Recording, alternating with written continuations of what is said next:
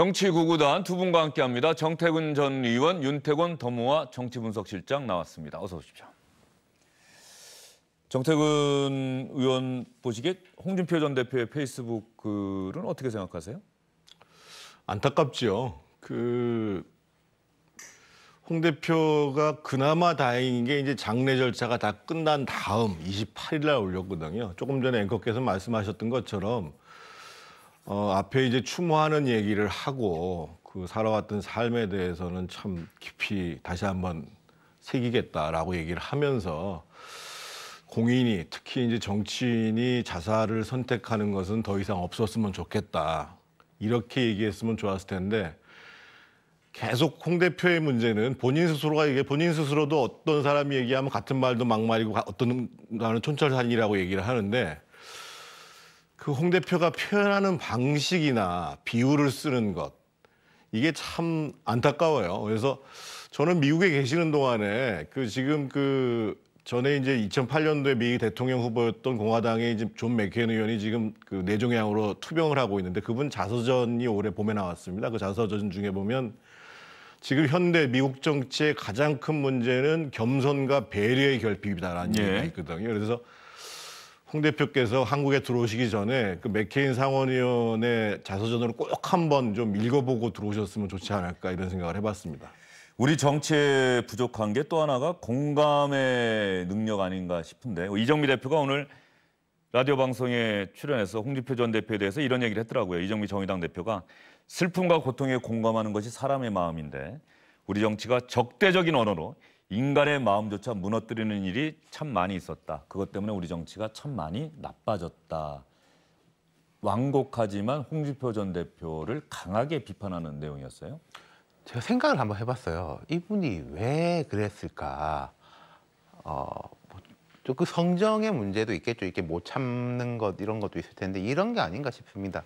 이게 홍준표 대표가 생각할 때는 이제 노회찬 대표의 그 죽음이 개인적으로 안타까운 일이지만은 그렇게 뭐 사회적으로 높이 평가를 받을 일은 아닌데 이게 지금 현재 홍 대표가 볼 때 이른바 좌파가 우세한 이런 분위기 속에서 우해가지고 노무현 전 대통령처럼 다시 이제 그런 느낌, 그런 쪽에 대한 위기감을 가진 게 아닐까. 진보 좌파 중에 계속 이런 뭐 말하자면 죽음도 이렇게 기회로 삼아가지고 이렇게 뭐 사람들의 이제 감성을 이렇게 자극해가지고 지지를 계속 높인다면은 우리 우파는 이거 어떡하냐. 그러니까 내가 욕을 먹더라도 이거 한번 이 분위기를 끊어줘야 되겠다.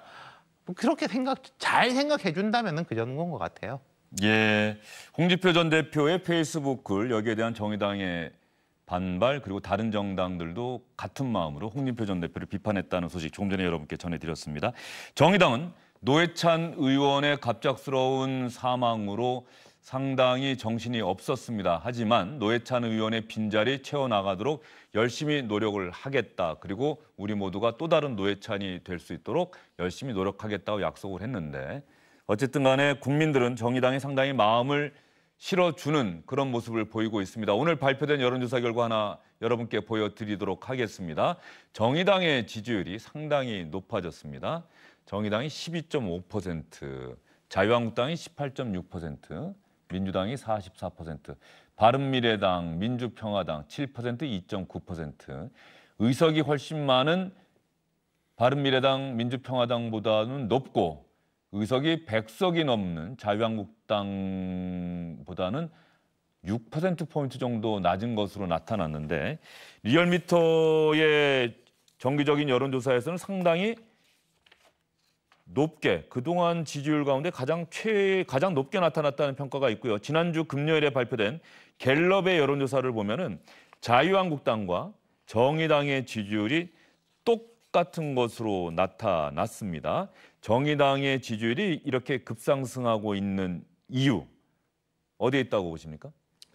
노회찬 의원의 죽음이 아니라고 하더라도 지난 지방선거 이후에 지금 정의당은 꾸준히 상승해 왔거든요. 그리고 또 한 가지는 지금 이제 선거라는 국면을 넘어서서 굳이 이제 선거 때에 자유한국당이 당선되기 위해서 민주당을 찍어야 되는 이 유권자들이 좀 자유로워진 측면이 있거든요. 그래서 제가 보기에는 특히나 이번에 노회찬 의원이 아까 이정미 대표 말에도 나옵니다만 좌우에 치우치지 않고 시선을 아래로 보고 그야말로 어려운 대중들을 위해서 가겠다라는 것들에 대해서 상당한 공감들이 일어나고 있는 것이고 문제는 앞으로 이것을 이제 노동자, 농민이나 빈민, 기층 대중들뿐만 아니라 전체적인 사회 대중들한테 확산해 나가는 그런 과제가 지금 남아 있는 거죠. 그러기 위해서는 보다 더 유능하고 보다 더 균형 잡힌 시각으로 정책들을 개발하고 그리고 또 실천해 나가는 이런 과제가 앞으로 이제 정의당에 있는 것 같습니다. 이정미 대표 이야기가 주영진의 뉴스 브리핑 나와서도 제1야당 되겠다는 얘기를 서슴없이 했었거든요. 거침없이.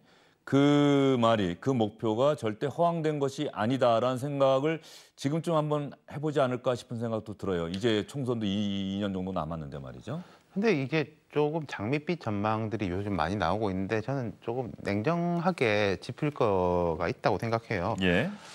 심상정, 노회찬이라는 두 상징적 인물 중에 한 기둥이 빠졌습니다. 물론 이제 정치라는 게 계속 이제 누가 빠지고 새로운 인물들이 솟아오르고 하는 것이지만은 지금 정의당도 다른 당과 비슷하게 새 인물을 키우지 못한다 이런 이야기들을 많이 들었거든요. 지금 현역 의원들 중에서 봐도 이제 김종대 의원 같은 경우는 좀 특수성이 있죠. 국방 분야에 아주 전문성을 바탕으로 해서 이제 활동을 하는 거지 정의당의 이제 본류적인 활동은 아닌 건데.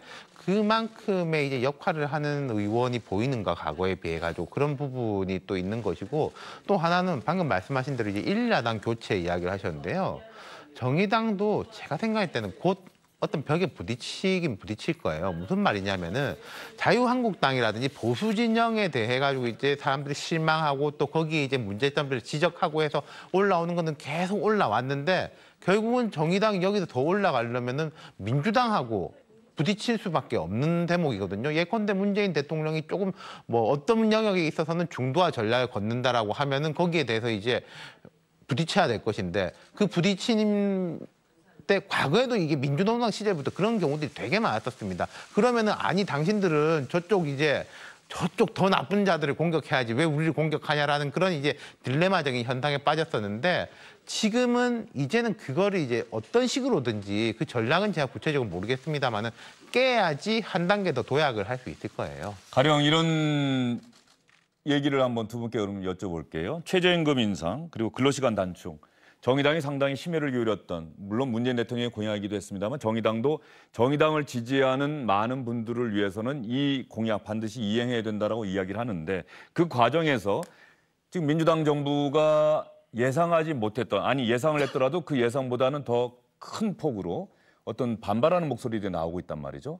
정의당이 과연 이런 상황에서 정의당은 어떤 쪽에 그 정의당의 그 발을 두고서 자신들의 정책을 펼쳐나갈까 이 부분도 상당히 고민이 될 거예요. 제가 아까 말씀드린 것이 바로 그겁니다. 이제 기층 대중들만을 보지 않고 사회 전체를 바라보면서 공동체가 잘 갈 수 있는 방안에 대한 능력 있는 정책, 꾸준한 실천. 예를 들면 이번에 노회찬 의원이 죽음을 선택하기 전에 3일 전에요. 워싱턴 특파원을 상대로 해서 간담회를 했는데 최저임금 논란이 나오니까 이것은 최저임금의 논란이 본질의 문제가 아니고 한국 사회의 산업 구조의 문제가 있다. 무슨 얘기냐면 미국 사회가 자영업자가 7%, 일본이 대략 12%인데 한국 사회는 적게 잡아서 28%, 많이 잡으면 30%란 말이에요. 그러면 자영업자를 줄일 수 있는 정책들을 만들어내지 않고서는 해결이 안 되는 문제다라고 노회찬 의원 스스로가 얘기를 해요.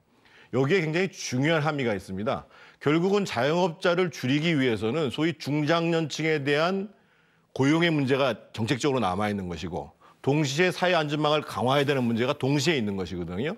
그래서 앞으로 그 정의당에서 저는 그 조금 전에 그 말씀하셨던 거와는 다르게 그 자기 대중들 이제까지 지지층을 했던 사람들을 넘어서서 이 사회를 책임질 수 있는 정당이다.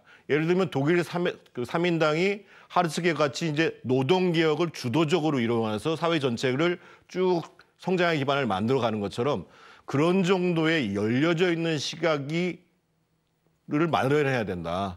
그러면은 지금보다도 훨씬 더 어떻든 이 정의당에 계신 분들의 정직성, 도덕성, 뭐 진실성 이런 부분에 있어서는 상당한 공감을 갖고 있는 것인데 현실 정치에 있어서 능력에 대한 공감마저도 얻어나가는 과정들을 한다고 그러면 제가 보기엔 더 큰 성장을 할 수 있다고 보는 거죠. 예. 윤태곤 시장은 아까 정의당이 이제 앞으로 가는 길에 약간의 제동이 있을 수밖에 없다고 얘기를 했는데 지금 제가 말씀드린 그런 구체적인 현안, 정책 현안과 관련해서 정의당이 과연 기존의 지지층들을 더 결속시키는 방향으로 가야 되느냐 아니면 지지층을 확대하기 위해서는 기존 노선과는 좀 다른 목소리도 내야 된단 말이죠. 이런 것들이 정의당의 앞길에 있어서 상당한 갈등과 고비가 될 수밖에 없을 거예요. 어떻게 보세요? 그렇죠. 이게 민주노동당 때부터 지금까지 사실 20여 년간 겪고 지속적인 딜레마였습니다. 그런데 우리가 돌이켜서 생각해 보면요. 민주노동당 시절에 이제 10여 석이 되고 제일 잘 나갈 때는 뭐였냐면요. 제가 보니까 하나를 잘하면 다 잘하더라고요. 무슨 말씀이냐면은 현장에서 이제 노회찬 대표가 이제 뭐 6411번 버스에 대한 그 연설이 지금 재조명을 받고 있지 않습니까?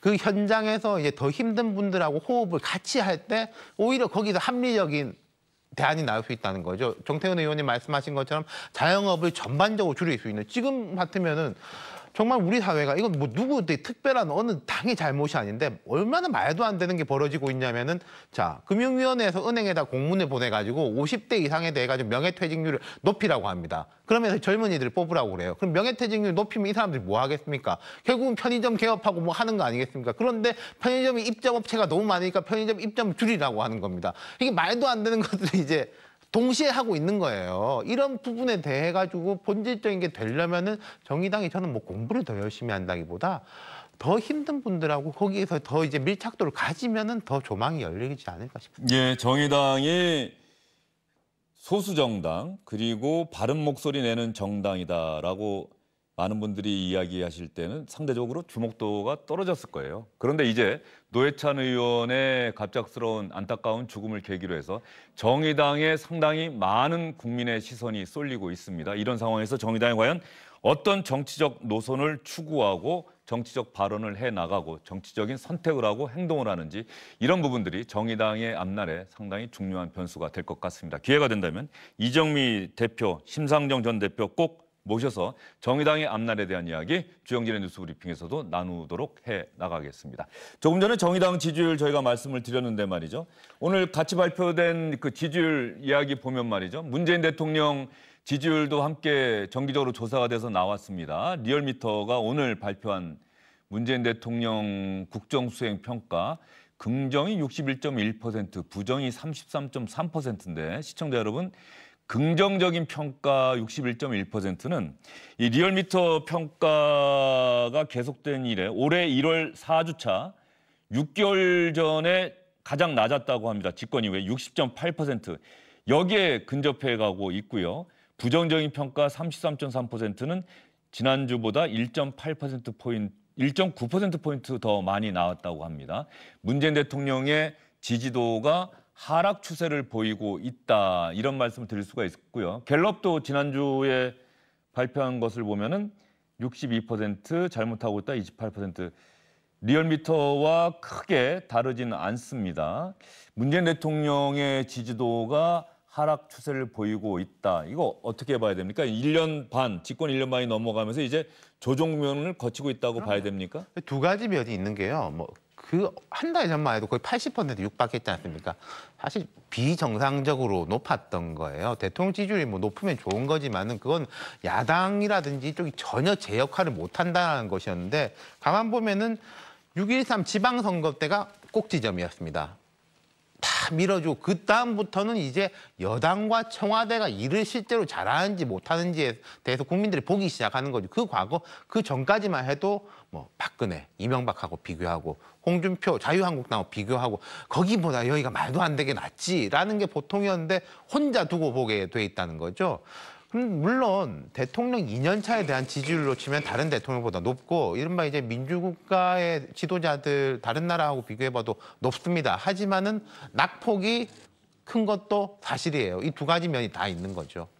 지지율은 어디까지나 참고 상하긴 합니다만 어떻습니까? 과거 정부들도 청와대에 있을 때 매주 발표되는 여론조사 지지도 신경 안 쓴다고는 하지만 사실 또 신경이 쓰일 것 같은데 말이죠. 제가 듣기로는 지금 문재인 대통령 청와대가 과거 정부보다도 훨씬 신경을 많이 쓰고 있다고 생각하는데요. 저는 조금 신경을 더 썼으면 좋겠어요. 지금 지지율도 상당히 높은 거라고 봐야 되고, 문제는 지금 이제 1년 4개월이 지나가면서 이 국정 전반에 대한 평가를 근거로 해서 뭔가 좀 유연하고 정책적 전환이 필요한 것은 능동적으로 해야 되는데, 그 부분이 잘 안 된다는 데 오히려 큰 문제가 있는 거거든요.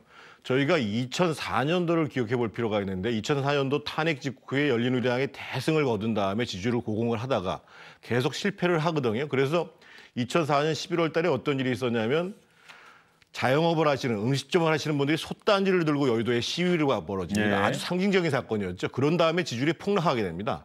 그러니까 지금 대통령께서 퇴근길에 나가가지고 시민들 얘기, 맥주를 드시면서 듣는 것도 좋은데, 들으시면 거기서 이제 예를 들면 최저임금 관련해가지고 업종별 차등 안 된다는 걸 애써 설명을 하실 게 아니라 실제로 그 문제도 한번 검토를 한번 해보자 라는 모습으로 다가가지 않으면 지금 현장에서 실제로 자영업을 하던 또는 실제로 노동시간이 단축돼서 소득이 줄어드는 사람이든 뭔가 정부가 기존의 소득주도 성장이라는 이름 하나를 가지고 원칙대로 가는 것이 아니라 현실 속에서 보다 더 유연하게 실질적으로 개선이 가능한 정책적 구현들을 해나가는 이런 모습들을 하면은 그나마 이 지지율이 유지가 될 것이고, 그렇지 않으면 제가 보기에는 올 연말 가면은 정말 심각하게 떨어질 수 있는 거거든요. 그래서 지지율 자체의 문제가 아니라 국정 운영을 성공적으로 하기 위해서 보다 더 유연하고 또 전환이 가능한 부분들에 대해서는 과감한 전환을 시도하는 이런 시점에 온 것이 아닌가 생각합니다. 정태근 전 의원이 아까 말씀하셨던 존 맥케인 미국 상원의원의 자서전, 제목이 아마 힘없는 파도죠. 힘없는 파도입니다. 힘없는 파도라는 그 책 안에 겸손과 배려, 이 부분, 이 덕목이 얼마나 정치에서 중요한 부분인지 그 부분을 언급하셨다는 얘기. 예. 예. 그게 갑자기 또 생각이 나서 제가 한번 다시 말씀을 드렸습니다. 우리나라에서도 금방 출간이 되는지 모르겠습니다. 아직 번역이 안 된 걸로 알고 있습니다. 힘없는 파도, 대한민국에서도 출간이 된다고 한다면 정치에 관심 있으신 분들은 한번 꼭 읽어보시길 바라겠습니다. 문재인 대통령 지지율 이야기를 지금 나누고 있는데 말이죠. 문재인 대통령의 지지율이 역대 최저는 아니에요. 근데 가장 낮았던 때를 가만히 지금 와서 복기를 해보면 평창 동계올림픽 직전입니다. 그때가 이제 가상화폐하고 남북 단일팀 논란이 딱 그렇죠. 겹쳤던 때였죠. 예. 그런데 지금도 가만히 보면은 문재인 대통령의 국정 수행에 대한 평가 보면은 잘했다는 부분은 대부분 남북 관계입니다. 그런데 잘못된 부분, 왜 지지하지 않느냐라고 물어보면은 대부분 경제와 민생 문제를 들어요.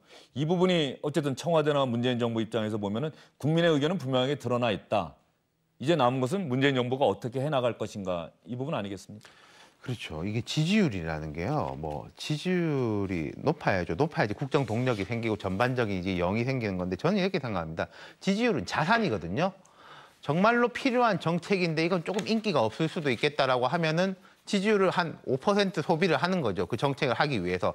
그래서 이제 필요한데 인기 없는 정책들 쭉 쓰다가 너무 떨어진다 싶으면은 뭔가 또 좀 인기를 끌 수 있는 정책을 해가지고 지지율을 벌충해가지고 통장에 잔고를 채워놓고 예. 이렇게 되는 것인데, 지금도 높아요. 그럼 지금 중요한 것은 이 지지율을 활용해서 무엇을 할 것인가 아니겠습니까? 근데 저는 약간 제가 우려되는 것이 있는 게, 아까 말씀하신 게 이게 광화문에서 이제 대통령이 좀 설명을 하시더라, 그 이야기를 했는데, 청와대 개편도 하면서 홍보기획비서관을 이제 홍보비서관, 홍보기획비서관 늘리고 또 정부에서 각 부처에다 계속 이야기하는 게 정책 홍보가 부족하다, 홍보해야 된다. 유민영 전 비서관이 아마 들어갔죠? 예. 예. 그러는데 홍보가 필요하다 이러는데, 두 가지가 있겠죠. 딱 잘라서 말할 수는 없겠는데, 지금 정부의 정책이 너무나 좋은데 국민들이 잘 몰라가지고 이게 구현이 잘 안 되는 경우가 있을 수 있고, 아니면은 국민들에게 이거 정말 여러 가지 복잡한 사정들이 제대로 전달이 안 돼가지고 정책이 잘 안 나올 수가 있고, 전자면은 홍보 부족이고 후자면은 보통 소통 부족이라고 하죠. 지금은 제가 생각할 때는 오히려 좀 소통을 강화할 필요가 있지 않을 땐가 싶습니다. 예, 소통을 좀 강화해야 할 시점이다. 이런 상황에서 문재인 대통령이 이번 주 연차 휴가를 갔습니다. 여름의 초절정기고 아마 이번 주에 휴가를 가신 분들이 가장 많을 겁니다. 대통령도 다른 국민과 마찬가지로 이번 주에 휴가를 간다 청와대가 밝혔고, 임종석 비서실장도 함께 이번 주에 휴가를 떠난다라고 발표했습니다. 지금 나오는 장면이 문재인 대통령이 안동의 한 사찰을 찾은 모습이죠? 봉정사, 그 극락전이 있는 봉정사죠. 저기가 문재인 대통령이 우리나라가 뭐 유네스코 문화유산인가요? 하여튼 그쪽에 등재되어 있는 곳에 한 번도 가보지 못한 유일한 곳이어서 저기를 가장 먼저 찾았다. 청와대가 이렇게 밝혔는데 문재인 대통령이 이번에 청와대가 좀 이례적이었어요. 왜냐하면 대통령 휴가 가면 어디로 가느냐, 가서 어떤 책을 갖고 갔느냐, 가서 또 어떤 일정을 하느냐 이런 얘기 대충 브리핑해 주는데 이번에 청와대는 아무런 브리핑을 안 했어요. 어떻게 보십니까? 저는 아주 잘했다고 생각합니다. 그 대통령이라는 자리, 특히 뭐 최고 지도자의 자리가 너무 바쁘면 안 되거든요. 뭔가 이제 좀 여유를 갖고 스스로 깊게 생각을 하고 그래야 되는데 과거 대통령들 보면 무슨 휴가도 이벤트 가듯이 가니까 그래서 저는 이번에 닷새에다가 주말 끼시면 지금 9일이거든요. 그래서 충분한 휴식을 취하시면서 좀 생각들을 좀 가다듬고 그리고 좀 정겨운 사람 불러다가 좀 막걸리도 좀 드시면서 좀 그 심신의 여유를 찾는 시간이었으면 좋지 않겠다라는 생각이고요. 그 휴가 때 읽는 책 문제는요. 출판사 하시는 분들한테는 참 죄송한 말씀인데 대통령이 휴가 때 이런 책 가져갔다 그러면 이제 이 판매량이 엄청나게 늘잖아요. 근데 과거 대통령 보면 예를 들면 정관종효를 가져갔다. 그러는데 정관종효에 나오는 것처럼 뭔가 쓴소리 할 수 있는 것을 듣고 그런 분위기를 만드는 거하고는 전혀 다른 정치를 하면서 정관종효를 읽었다 그러면 나중에 정말 저분이 책을 읽었나 이런 생각이 들거든요. 그래서 책도 지금 뭐 수양을 쌓기 위해서 뭐 휴식을 하기 위해서 이제 책을 읽는 거면 또 모를까 애써 무슨 몇 권의 책을 들고 가서 그걸 휴가 시간에 다 읽는다. 저는 별로 바람직하지 않다고 생각합니다. 예, 뭐 어쨌든 나라마다 또 사람마다 다 다룰 수는 있을 것 같은데 저는 오바마 전 미국 대통령 같은 경우는 매번 휴가 갈 때마다 주요 방송사 백악관 출입기자들이 다 따라가요. 그리고 하루 종일 뉴스마다 연결합니다. 뉴스마다 연결해서 지금 이 시각에 오바마 대통령이 어디에서 뭘 하고 있고 책방에 가서 책을 샀고 저 두 딸과 함께 뭐 아이스크림을 사서 먹었는데 이 아이스크림 참 나도 먹어봤더니 맛있더라. 사실 이렇게 구체적으로 미국에서는 대통령 휴가도 휴가가 아니고 중요한 정치 뉴스의 하나, 정치 뉴스로 소비가 돼요. 어떻게 보세요? 그렇죠. 미국은 그렇고 이제 유럽 같은 예. 경우에 좀 다르고 이런 건데 우리나라는 절친형 지금까지 정도 그 두 됐죠? 가지 그, 약간 예. 재미없는 쪽으로 이게 모아놓은 것이었는데 필요할 땐 또 필요하겠죠. 그런 게 강한 메시지를 전달하고 싶고 예컨대 뭐 지금 뭐 어느 쪽에 뭐 수해가 났다든지 이런 곳에는 뭐 그런 쪽으로 좀 이제 신경을 쓸 수도 있는 것인데 지금은 대통령한테도 휴식이 필요하고 국민들도 그게 이제 필요하다고 생각하고 좀 정치 뉴스에 대해 가지고 좀 쉴 수 있는 시기를 대통령이 만들어 주시는 거라 생각해요. 그리고 또 뭐 얼마 머리가 또 복잡하시겠어요. 휴식이라고 했지만 지금 이제 개각도 완료가 안 돼 있는 상태고 하니까 차라리 이렇게 브리핑을 안 하는 게 뭐 또 52시간 이제 시스템 맞춰가지고 언론인들한테도 약간 도움이 되지 않겠습니까? 예, 알겠습니다. 문재인 대통령 이번 주 휴가입니다. 그리고 원래는 경남 양산에 있는 자택으로 갈까 이렇게 생각도 했습니다만 주변 분들에게 또 다른 민폐가 될 수도 있겠다 싶어서 이번에는 군 시설, 군 휴양 시설에 가서 휴가를 보낼 것이다 이렇게 청와대가 밝혔습니다. 문재인 대통령 휴가 다녀온 다음에 가장 먼저 어떠한 일을 가장 먼저 할지 이 부분도 지켜봐야 될 것 같습니다.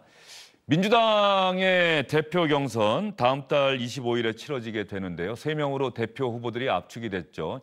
이해찬, 김진표, 송영길 3명의 후보로 압축이 됐는데 최근에 김진표 의원이 이재명 경기지사 관련해서 한마디 했던 것이 오늘 아마 조간신문 보신 분들은 다 기사 보셨을 겁니다.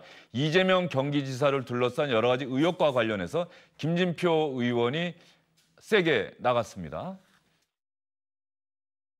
이것이 우리 당에도 큰 부담을 주고 있고 대통령에게도 부담을 주고 있고 우리 당의 지지율 하락에도 상당한 영향을 주고 있다고 생각합니다. 괴로운 일이지만 그러나 저는 이 시점에서 이재명 후보가 이제 이 문제에 대해서는 결단을 내려야 한다고 생각합니다. 이재명 후보는 저는 뭐 그 부분에 대해서는 잘 모르겠습니다. 근데 이 전당대회하고는 별 관계가 없을 겁니다. 송영길 의원 당대표가 된다면 이재명 지사 관련한 의혹 수사 결과 지켜보고 엄정하게 대처하겠다. 당내 경선에서 정치적인 필요에 따라 이것을 쟁점화하는 것은 바람직하지 않다. 이렇게 이야기를 했습니다. 윤태곤 실장, 아마도 김진표 의원이 이야기한 것은 뭐 불륜 스캔들에 이어서 조폭 유착 의혹, 그것이 알고 싶다 해서 제기된 뭐 이런 것들 관련해 갖고 지금 얘기하는 것 아니겠습니까? 근데 저는 이분이 왜 그랬는지는 알겠어요. 김진표 의원이 이제 어떤 이제 보면 이제 계산이 딱 나오거든요. 지금 민주당 전당대회 룰을 보면은 권리당원 ARS가 45%입니다. 흔히 이제 말하는 이제 온라인 당원들이죠. 요즘 이제 권리당원하고 이제 평당원하고 차이가 거의 없어지는데 이분들이 이제 인터넷 게시판이라든지 트위터라든지 이런 데서 왕성한 활동력을 보이는 사람들이고 이분들을 보면은 두 가지가 보이거든요. 애초에 김진표 의원은 이쪽에서는 그렇게 뭐 지명도라든지 인기가 높지 않아요. 이해찬 의원이 강하죠. 딸리고 있는 상황이고 또 이제 이분들의 최근의 특징 중에 하나가 이재명 지사에 대한 반감이 강한 쪽이라는 거죠. 그럼 결국은 여기를 이제 생각한 것인데 저는 지금 민주당 전당대회가 저 사안이 쟁점이 될 만큼 우리 이제 국정 운영이 그렇게 여유가 있는지 그리고 이런 식으로 해가지고 이재명이 옳다 그르다라는 걸 이재명 예를 들어서 김진표 후보 말대로 이재명 지사를 탈당시키려면 뭔가 또 논쟁이 벌어지고 뭐 이래야 되지 않겠습니까? 그런 식으로 온라인에서 막 시끌시끌하게 되는 게 과연 뭐 드루킹 이런 사람들이 또 이제 바로 할 수 있는 기회를 만드는 것도 아닐까요? 김진표 의원은 이재명 지사 거취 문제 쟁점화시키려 하는 것 같고 이해찬, 송영길 의원은 왜 이 시점에서 그런 얘기 하느냐. 나는 그 얘기 별로 하고 싶지 않다. 이런 반응 보이고 있는 것 같아요. 그러니까 정치적 목표가 분명히 다르다. 이렇게 볼 수가 있을까요? 그렇죠. 그러니까 그 조직표를 의식한 건데 일단 참 평소에 김진표 의원답지 않아요. 김진표 의원이 의미 있게 보여지는 것은 굉장히 합리적이고 경제통이고 그리고 이제 뭔가 온화한 분위기인데 저분이 암만 표를 의식했다고 하더라도 지금 수사 중인 사건과 관련해 가지고 저렇게 굳이 얘기를 하셨어야 되는가. 그래서 오히려 제가 보기에는 뭐 일부 지지층들이 반응을 했을지는 모르겠습니다만 오히려 제가 보기엔 김진표 후보한테는 좀 부정적으로 영향을 미쳤을 가능성이 크고요. 오히려 지금 운수미 시장 문제가 더 심각한 문제로 지금 다가오고 있는 게 현실이거든요. 그래서 제가 보기에는 오히려 송영길 후보나 이해찬 후보의 모습이 훨씬 더 전당대회 국면에서는 올바른 선택이 아닌가, 올바른 입장 표명이 아닌가 이런 생각이 듭니다. 예, 이재명 지사는 오늘 아침에 국민일보 제가 봤더니 국민일보와의 인터뷰에서 힘 있는 강자들이 나를 싫어하는 것 같다. 이렇게 스캔들을 제기하는 사람들은 나로 하여금 도정에 집중하지 못하도록 하는 게 목표겠지만 나는 충실하게 도정에 매진해서 자신을 음해하는 세력의 코를 납작하게 만들어주겠다. 또 이렇게 인터뷰를 했습니다. 이재명 지사와 관련된 이야기, 민주당 경선에 과연 영향을 미칠지 이 부분에 대해서 두 분과 이야기 나눠봤습니다. 수고 많으셨습니다.